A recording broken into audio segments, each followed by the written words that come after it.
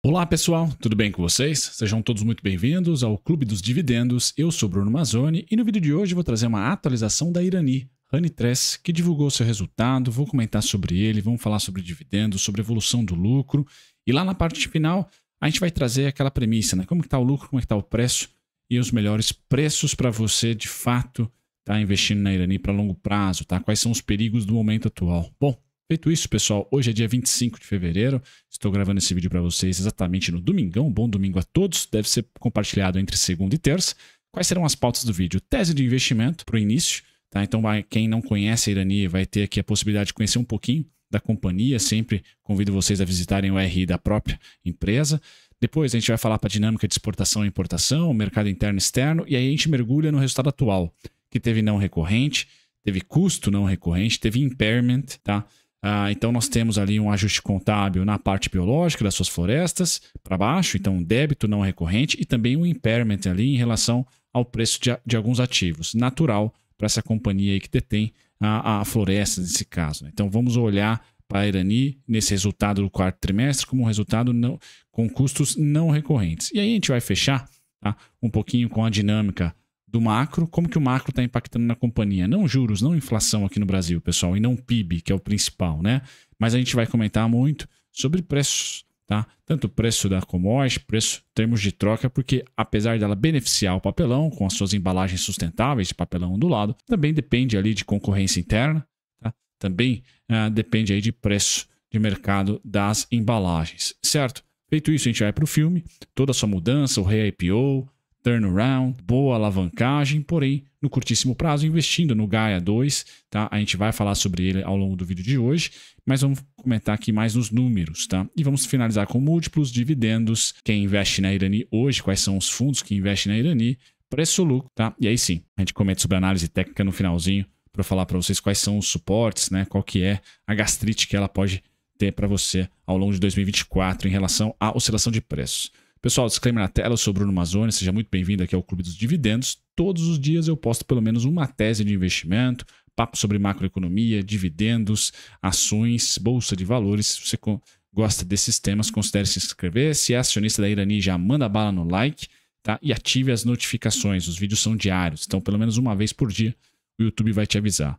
Pessoal, você investir na Irani, você está investindo na tese de investimentos, na tese de investimento de embalagens fibrosas, né? Você vai trocar o plástico ali por fibra, tá? Papelão ondulado. Então as duas indústrias que ela está conectada ali é de papel cartão e papelão ondulado, embalagens, tá? E ela é bem focada em embalagens especificamente, tá? O tamanho do mercado em 2022, pessoal, foi, né, de 123 bilhões e cresce, tá? Qual que é o problema? Cada vez mais, pessoal, a gente vai ter competição.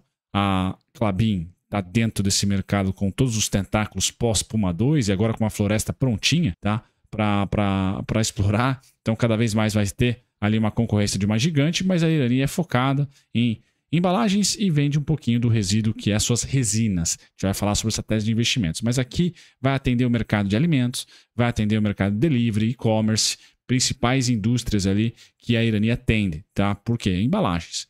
Beleza? Pessoal, a gente vai estar de olho ali em serviços, crescimento e uma companhia que tem nas embalagens sustentáveis 90% da sua receita aqui no Brasil, tá? Brasil Tupiniquim. Então, é uma companhia que depende de crescimento econômico ou pelo menos de crescimento de demanda. Então, o consumo das famílias é um indicador legal do PIB para você olhar e tentar designar ali como um grande indicador que vai ajudar ou não, tá, a evolução do lucro da Irani. O mercado da Irani, então, em 2022, totalizou especificamente o mercado de atuação, né? Não o mercado de embalagens como todo, mas o mercado de atuação da Irani totalizou 31,1 bi em 2022. Então, esse é o tamanho do mercado. Então, é um mercado que cresce, é um mercado que está mais aponta mais para o ESG. Então, acho interessante, tá? Esse seria, então, o segmento, tá, que a Irani mergulha e atua, tá certo? Papel e papelão ondulado. Papel cartão, acabei falando de bobo aqui, que é Klabin, tá? Klabin também atende esse papel cartão aqui, ela está em papel e papelão ondulado, certo? Tese de investimentos também na parte geográfica, o Brasil é o 6º maior produtor, tá? Está entre os 10 maiores países produtores de embalagens sustentáveis de papelão ondulado, isso em 2020. Então aqui São Pedro, né, ajuda bastante, o nosso clima ajuda bastante, as florestas de pino e eucalipto prosperam com certa facilidade. O negócio da Irani está totalmente imerso na tendência de troca, né, de plástico por fibra. Como eu falei, se você acredita que isso só vai acelerar, temos lá, né, cada vez menos mercado de atuação para alguns produtos de quem faz embalagens de plástico, e mais para quem vai de fibra. Tá? Então, 76,9% da matéria-prima da Irani são fibras recicladas. Tá? Então, bem ESG mesmo. Praticamente, nós vamos ter aqui o processo produtivo dela floresta, tá? Parte residual vem para as resinas, aqui a maior parte é exportação, se não, trata, celulose de fibra longa, no caso dela, vamos para papel para embalagens, papelão ondulado e aparas, tá? Aqui tá o que ela comercializa, beleza, pessoal? Essa é a Irani, bacana? Então, se você se interessa em investir no setor de consumo e não quer, de repente, ir para o varejo, para varejista, Magalu, Mercado Livre, Amazon, etc., pois bem, você pode indiretamente investir na Irani. Pode indiretamente investir também na Klabin. São companhias que fazem as embalagens para esse setor prosperar, por exemplo. Beleza? Pode investir também em fundos de logística e imobiliário. São setores que indiretamente você está investindo nessa nova maneira de consumo, seja no e-commerce, seja no delivery, você engloba esses dois pontos. Tá? Embalagens sustentáveis, que é a maior parte da sua receita, pessoal, 58%, 100% mercado interno. Então, falei 90%, mas aqui na parte de papelão ondulado é 100% Brasil. Então, é uma companhia conectada com o crescimento econômico brasileiro. Papel para embalagens, né? Sustentável papel aqui, 82% Brasil, 18% exportação. Então, beleza, já tem um pezinho ali na exportação. E essa é uma receita que compõe 37% do total. Tá? E terminamos com as resinas. Essa é 91%, tá? Breu e terebentina, 91% exportação, 9% aqui somente mercado interno. Então, não deixa de ser uma empresa diversificada nas suas fontes de receita, mas a principal fonte de receita, que é a embalagem sustentável, papelão do lado, pessoal, é 100% Brasil. Tá? 100% Brasil. Então, a gente vai estar conectado muito com o ciclo econômico aqui. Desacelerou? Muito provavelmente a Irani vai desacelerar também. Natural. Tá? Segmentos, então, o segmento de papelão ondulado, que é o principal, houve um aumento no volume de 12,1% em relação ao quarto trimestre de 2022, muito por causa do crescimento do projeto Gaia. Então, ela vem investindo recentemente nesse projeto Gaia, que não é uma máquina, como, por exemplo, é o Puma 2 e terminou a última máquina recentemente, se não me engano, a 28. Eu já até esqueci aqui o número da máquina de papel. Não. O projeto Gaia, pessoal, é um projeto de infraestrutura como um todo, desde atualização de softwares, maquinário, hardware, até de fato a gente ter ali um crescimento de balcão, um crescimento também na produção com novas máquinas. Então, o Gaia é algo mais complexo, tanto são várias Gaias, né? São vários projetos ali de uma vez só. Esse que deu um ramp-up, que cresceu, que ajudou ali o aumento da produção, foi o Gaia 2. Tem aqui vídeo no canal falando de cada fase do Gaia, tá aí os seus anos de término aí e investimento programado. Então, o volume de vendas aumenta. Pessoal, nós tivemos esse volume de vendas aumentando, o que é importante. Quando a gente olha aqui para o Din-Din, aí não, caiu, tá? Então, o volume de vendas aqui tem um aumento do quarto tri em relação ao quarto tri de 22, tá? Também em relação aqui ao quarto tri 23, quarto tri 22, esse foi o aumento, só para não falar bobagem aqui. Então, teve um aumento de volume de produção e também volume de vendas. Agora sim, tá? Volume de produção e volume de vendas. Legal. Quando a gente olha para as vendas totais, tá? Aqui que eu estou com um pouco de dificuldade de ler. Deixa eu tentar entender. Segmento de papelão ondulado. No segmento de papel para embalagem sustentável, houve redução nas vendas totais e preço. Tá. Então, o que eu entendo aqui que é o volume, deve estar errado aqui no RI, me perdoem, ou eu estou comendo bola. Deve ser volume de produção, expedição aqui, né? Produção, no caso, não de vendas. Porque aí eu vou para vendas e é onde eu quero entrar aqui, pessoal. Vendas totais, essa teve uma diminuição, uma leve diminuição, tá? E o preço médio, tá? Essa sim, tanto das flexíveis quanto das rígidas, queda. Das rígidas caiu mais de 20%, tá? E nas flexíveis caiu aí cerca de 5%, tá? Então é uma queda, uma desaceleração, tá? Tanto no número de vendas como também nos preços praticados, tá? Isso é importante de colocar porque a companhia fala, ó, um cenário de maior competição. E nós tivemos também uma certa estabilização de crescimento econômico, tá? Então não estamos mais, né, pujantes como, por exemplo, foi ali principalmente o começo do ano de 2023, tá? Então a gente está desacelerando na economia, isso bate no resultado da Irani, natural. Quando nós olhamos para a DRE, que é o mais importante para você que vai investir para longo prazo, pessoal, o que nós temos aqui, né? O resultado, esse é o lucro líquido, tá? O resultado já estabilizando. O fechamento de 2023 foi de 383 milhões, contra 378 milhões de 2022. tá? Formidável. A empresa fez um turnaround, fez um re-IPO, entrou para o novo mercado, trouxe liquidez. Vou mostrar isso no gráfico para vocês, maravilha. Só que tudo isso teve um custo, pessoal. E esse custo foi subsidiado, tá, por um crescimento econômico no momento e também por um repasse de fácil repasse em termos de inflação. Agora nós estamos vivendo já uma deflação, um período mais da inflação em queda estabilizando, taxa de juros bem verdade em queda, o que vai ajudar o resultado financeiro a aliviar. Tá? Então vai ajudar esse resultado financeiro a aliviar um pouquinho, mas não vejo aí o problema. Eu vejo mais a capacidade dela, os financiamentos dela para o Gaia, tá? Que foram financiados por um crescimento econômico, ou foi ajudado, né, o financiamento por um crescimento bom e de resultados também. E agora a gente deve ver, pessoal, pelo menos uns 2 trimestres aí de recrudescimento. Ou seja, a gente olhar para a dívida, olhar para o fluxo de caixa negativo da companhia, olhar para os financiamentos que ela fez aqui ao longo dos últimos 3 anos e ver que a dívida também subiu bastante. Dobrou, tá certo? Dobrou em relação a 2021 a 2022. O resultado veio junto, né? O resultado também foi muito bom, mais do que dobrou. Então isso mitiga, isso ainda mantém uma alavancagem super sustentável, mas é natural, pessoal, que essa alavancagem ao longo de 2024, por exemplo, namore com seus 2 vezes lucro, 2 vezes dívida líquida EBITDA, por exemplo, ou até ultrapasse isso. Tá? O que é importante? A tese para longo prazo está super intacta. Agora para o curto, pessoal, ciclando para baixo. E aí como ela fez investimentos, não agora, não está acelerando agora, não. Isso já é projeto dela ali 2021, re-IPO. Tá? Mas agora, dentro do ciclo de investimentos de aumento de capacidade da companhia, o lucro tende a segurar um pouquinho e a alavancagem a esticar. Isso faz com que os preços das ações caiam. Teve um não recorrente no quarto tri, pessoal. Sim, teve um não recorrentezinho ali, que mitigou um pouquinho do lucro. Mas ao longo quando a gente olha para o anual, para o fechamento do ano, que é o mais legal para você que investe a longo prazo, a empresa achou um pico. Acho que essa é a primeira ideia. Achou um pico ali no seu lucro, tem o ramp-up dos Gaias, que vão ajudar em algum momento de melhora de mercado, ela bater esse pico. Mas entre 1 e 2 trimestres, pessoal, é natural ter ali a Irani caranguejando ou cedendo como está. Né? Está cedendo no preço, a gente já chega na análise técnica. De novo, para longo prazo, intacta, para curtíssimo prazo, um pouquinho de gastrite.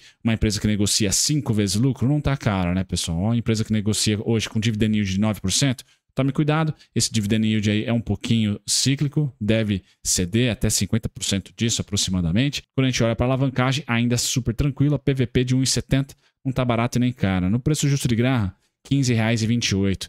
Dividendos, pessoal, ano passado ela pagou 85 centavos. Vou falar para vocês se vocês vão ficar órfãos dos 85, muito provavelmente no curto prazo sim, ou seja, 2024. Então, colocar ali uma queda, né, ali para os seus 50 centavos, eu acho que seria interessante, tá? Eu vou colocar 85 aqui para vocês, tá? Para não fugir do exercício. Dá R$ 14,16, é esse preço teto que vai estar lá no gráfico na análise técnica, mas se de repente a gente mandar a bala para metade disso, tá?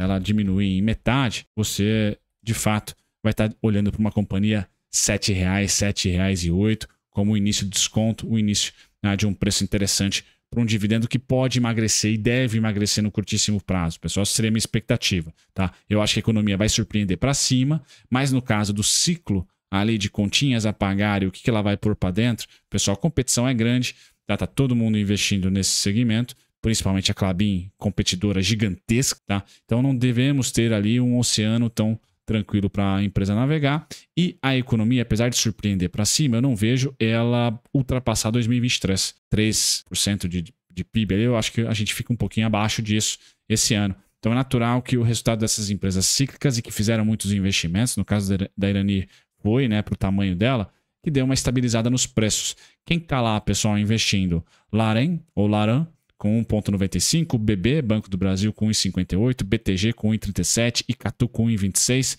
Constância com 0,92 e a BlackRock com 0,72. Ou seja, bem repartido na parte institucional, 2 grandes bancos aí, Banco do Brasil e BTG. Ou seja, tem bastante gente interessada. Não é uma empresa que hoje, com a vinda para o novo mercado, pessoal, a liquidez vindo junto, já vou mostrar no próximo gráfico a liquidez, é uma empresa, sim, muito atraente e que é um ativo que pode ser de desejo, por exemplo, de uma Klabin no futuro, de uma Suzano no futuro. Tá? É um bom ativo, irreplicável ali a Irani no sul do país, principalmente. Bom, o que eu trago para vocês aqui? O ciclo do lucro. Pessoal, o re-IPO se deu nessa faixa aqui, ó.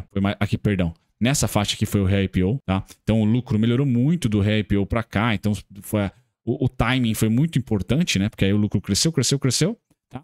E as ações cresceram pra caramba. Qual que é o desafio dela agora, pessoal? Vou colocar aqui para vocês. Então o lucro seguiu, o preço seguiu o lucro, maravilha. Tá no topo, agora começou a cair. Qual que é o problema? Esse lucro atual teve um não recorrente, tá? Eu vou acreditar que a projeção do trimestre, em média, para os próximos 12 a 18 meses, vai ficar em 85 milhões, tá? Aqui, pessoal, 85 milhões eu tracei um paralelo, onde quando ela estava negociando entre 90 a 70 ou 90 e 60 milhões, qual que era o preço de negociação? E esse preço de negociação, algo em torno de 5,50, tá? Então, se você acha que o natural, ela vai lateralizar no lucro, né? Vai dar uma estabilizada um pouco no lucro, e essa média para os 12, 18 meses, seja não recorrente ou seja recorrente, certo? Dos custos que ela tem ali com a dívida arcada, vai mitigar um pouquinho o resultado na ponta final, mas o operacional dela está subindo, tá? O operacional, o que é? O EBITDA, tá? Quando a gente olha para o EBITDA, pessoal, uma empresa que dobrou 2020 para 2021, aí continuou crescendo. Então aqui para o longo prazista é o mais importante. EBITDA, eu esqueci de falar, inclusive. Esse cara vai continuar crescendo em 2024, batendo o recorde. Só a linha final que eu acho que não, que é o lucro. Por quê? Vai ter custos. Tá? O custo financeiro ainda é razoavelmente alto e nós temos uma dívida aqui que vai ter que ser, né, sempre paga ali as suas parcelinhas queridas, porque o fluxo de financiamento, apesar de ter melhorado muito em 2023, foi feito ali em 2022, 2021 e 2020. Tá? Tem que ser pago ali. Então essa dívida aqui, ela deve ser mais do que compensada pelo EBITDA no curto prazo, mas não necessariamente pelo lucro. E aí a Faria Lima pode bater um pouco, tá? Pode diminuir o dividendo, porque a alavancagem sobe, covenants, aquela coisa toda. Então é isso que eu quis dizer para vocês no final das contas. Mas se de repente você está super otimista, 85 centavos, eu já comentei com vocês, diminuindo ali a gente vai para 14, vai para R$ 7,08 ou 14,16. São esses dois picos aí, né? O topo 14,16, mínima 7,8, tá? Ano de 2023, 2022 ela pagou 64 centavos, vai ficar nesse range, tá? Então, no lucro e na cotação, pessoal, o meu desejo aqui é que o primeiro TRI não venha com nenhum não recorrente e a empresa possa retomar entre 60 a 80 milhões trimestres, mínimo, tá? Para ela sustentar os 7,50, os 5,50 e os 7,50 como as regiões maravilhosas aqui de suporte, hoje negociando a 9,35. E aí falando desses suportes, pessoal, na análise técnica com os meus pontos, temos mais suportes, tá? O que eu quero dizer primeiro, o re-IPO trouxe volume, trouxe liquidez. Então a empresa fez re-IPO, não tinha volume aqui, tá? Aí ela fez o re-IPO, boom, começou a ter volume. 2020/21 para cá, o volume. Então o que o Bruno fez aqui? Vocês estão vendo uma linha azul, tá? É o nosso VWAP, a média das negociações, tá? Sempre dinâmica, tá? A partir do re-IPO. Essa média, pessoal, hoje está na casa dos seus R$6. Tá? Então eu trago aqui dos 5,50, 5,39 e já começando pelos 9,35, 8,62, entra na região de ok, voltar a aportar ou até aumentar o aporte. Eu consideraria o aumento do aporte, pessoal, abaixo dos R$9. Então dos 8,60, tá? Até os 5,50, região de lateralização. O teto, pessoal, para 2024 é que está bem definido. O piso eu tentei definir para vocês, 5,50, 5,39, 9,35, uma região muito grande, dá quase 100%. Então eu trago para vocês 8,60 aos 7,30 como primeiro trimestre, segundo trimestre, suporte, e de repente ela continuar piorando aí na dinâmica, pessoal, o país, etc., o macro ou o micro piorar muito, 5,50, 5,39, VWAP está em R$6. Qual que é a direita do gráfico que eu acho que vai acontecer com a Irani, pessoal? Lateralizar.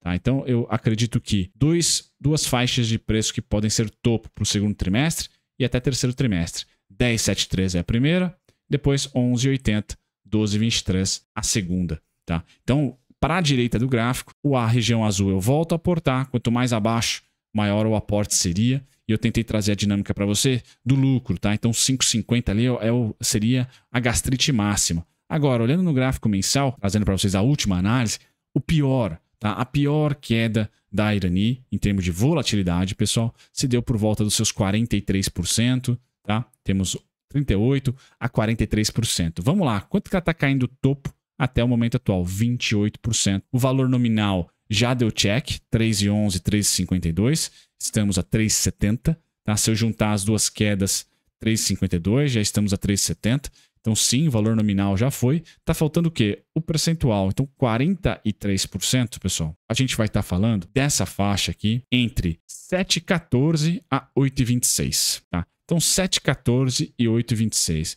Portanto, no frigir dos ovos, para finalizar, esse seria as faixas de preço mais legais, tá? Essa faixinha azul aqui, 8,60 ao 7,14, tem o 8,26, o 7,73. Por isso que eu falei para vocês, olha, abaixo dos 9, eu acho que entra de fato um grande desconto e principalmente a partir aqui dos 8,60 até os 7,14, 7,30 seria o melhor. Beleza, pessoal?